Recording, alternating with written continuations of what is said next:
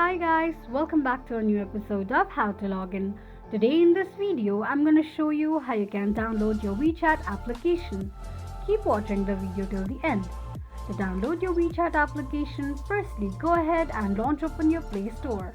On the search box at the top, type in WeChat and make a search.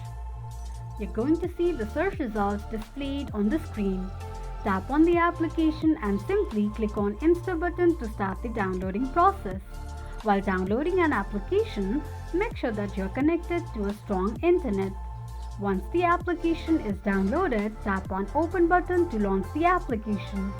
Open the application and that is how you will be able to install WeChat application on your device quickly and easily just in few steps.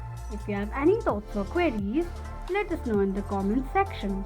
Don't forget to subscribe to our channel. Also press the notification bell icon so that YouTube will notify you whenever we post a new video. I hope this video was helpful to you. Thank you so much for watching.